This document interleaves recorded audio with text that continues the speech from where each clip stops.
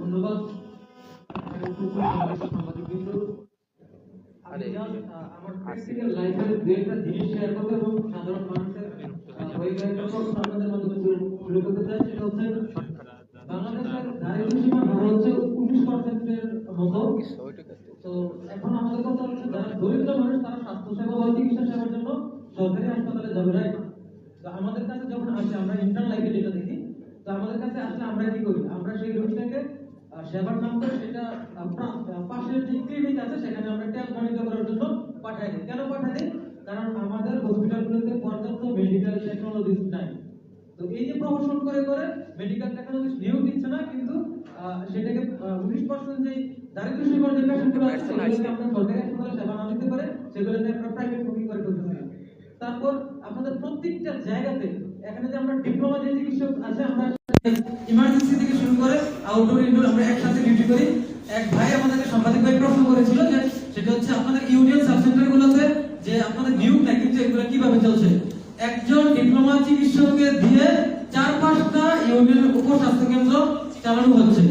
একজন ডিপ্লোমা চিকিৎসককে দিয়ে পাশাপাশি উপজেলা স্বাস্থ্য কমপ্লেক্স চালানো হচ্ছে।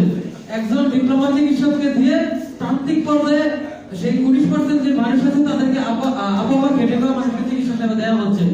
আপনি দেখেন স্বাস্থ্য খাতের যে মাফিয়া আছে, সেই স্বাস্থ্য খাতের মাফিয়ারা আপনারা মাঝে মধ্যে আমাদের প্রশ্ন করেন তাহলে আপনাদের ভবিষ্যৎ কি, আপনাদের এই পর্যায়গুলো তারা সৃষ্টি করেছে। স্বাস্থ্য খাতের মাফিয়ারাই আমাদেরকে আটকে রেখেছে, আমাদের নিয়োগগুলো আটকে রেখেছে।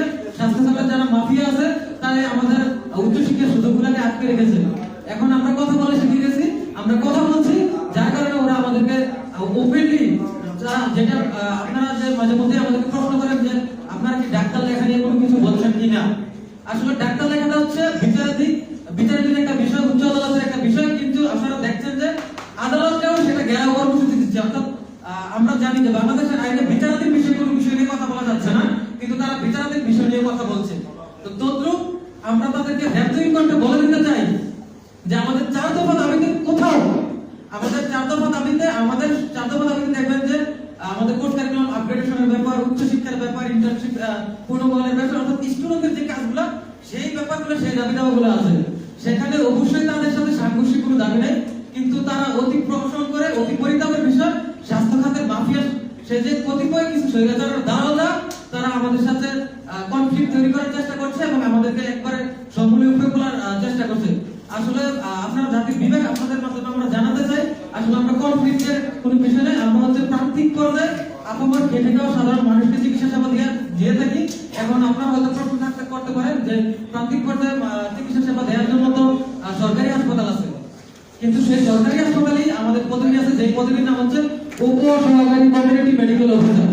উপসহকারী কমিউনিটি মেডিকেল অফিসার পদবি থাকার পরেও দীর্ঘ 1 যুগ আমাদের কোনো নিয়োগ নেই। সুতরাং আমরা আমাদের নিয়োগটা চাই।